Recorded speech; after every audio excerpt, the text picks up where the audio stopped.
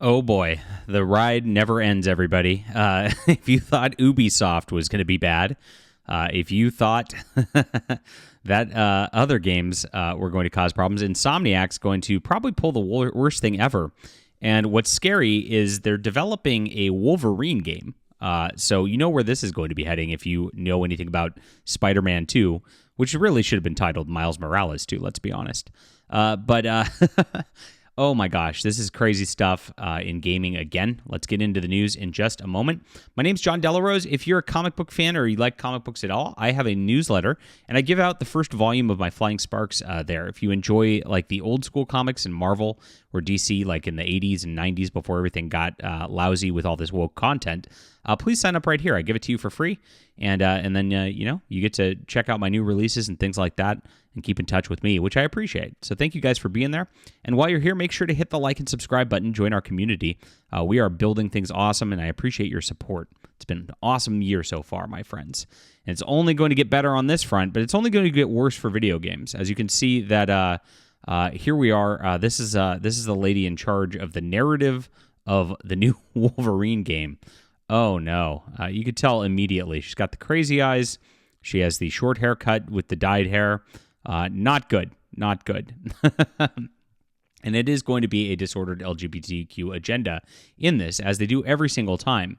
So she is working on Marvel's Wolverine, which is going to be coming up, and she's declared that every lever must be pulled in order to push the LGBTQ agenda. Here we are.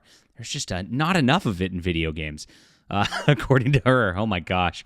I've had enough for enough lifetimes here. So she said there's a GLAD, which is a gay lesbian alliance of something, or there's so many acronyms and letters at this point, I can't keep track. Gay lesbian allied, I don't know. I'm not even going to try. Report bemoaning the lack of LGBTQ plus characters in video games. Says it's heartbreaking. She also said that GLAD report tells us something key. Games are a way for LGBTQ people to socialize. Well, maybe they should just get offline. And then they'll stop being so disordered. But it also tells us something heartbreaking, that LGBTQ gamers don't feel that developers are thinking of them when they design games. This is how they use the narrative in order to get these companies in there, the Sweet Baby Incs. Of the world, the Black Girl Gamers of the world, to shoehorn in their little grifts. And then they'll go up to somebody with their story and be like, nah, you know what? You need to change Grand Theft Auto to be about lesbians now. And this is what they do for every single game. So it makes you wonder what they're going to do to Wolverine and how gay they're going to make Wolverine in this setup.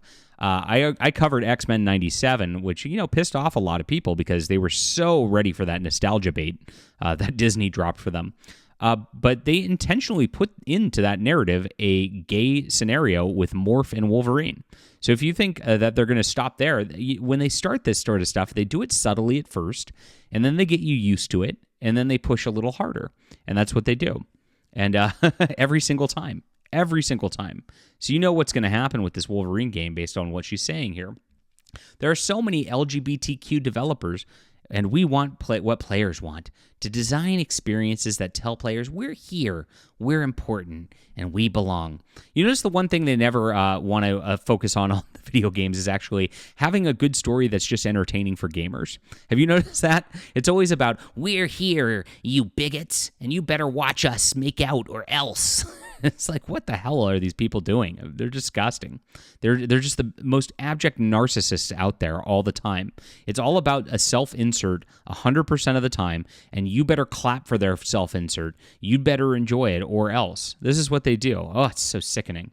In order to obtain this, she declared, we need to pull every lever we have, characters, community support, mechanics to make it so. And that's what they've really done. If you've followed along over the last few months, all the community managers for all of these games are all these woke activists who are just harassing gamers at every turn.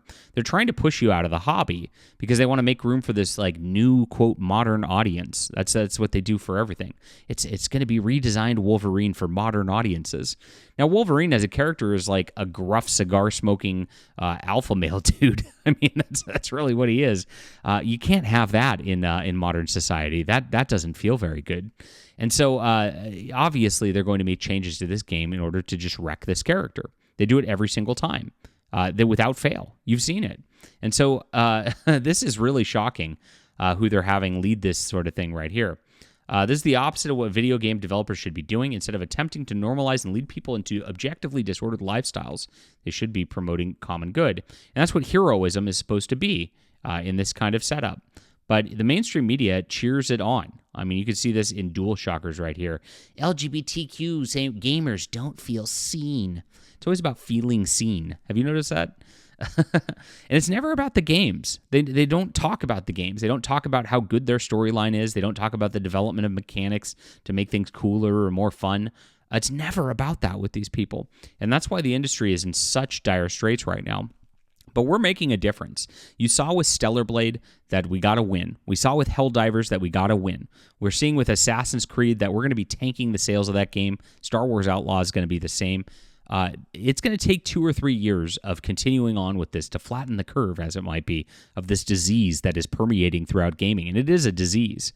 And once we get there, these companies, there's too much money invested in this stuff to just like leave it like this and let these people run amok. It's not like comic books where it's like they're holding the license for the movies and things like that. They don't really care if it sells or not. Video games cost a crap ton to make, especially these AAA games, right? And so when these are out there and they start losing money, you bet corporations are going to do something. But the games that start development once the corporations do something, which is in the next few months here after all this DEI stuff's been exposed now, those game companies really are not going to be coming out with the games for 2-3 more years. So you just have to hold firm, not buy this stuff, not buy into the agenda, and just keep pushing back and keep being loud about all this stuff about how you do not find this acceptable, you don't want this, and let the companies know, because they're already shaking. They're in fear, and the media outlets out there are covering for them. They're absolutely panicked, and we can push even harder. All right. Leave a comment down below with what you think about this. Hit the like and subscribe button. Make sure to grab my newsletter, and I appreciate you guys for being there. We'll be back soon.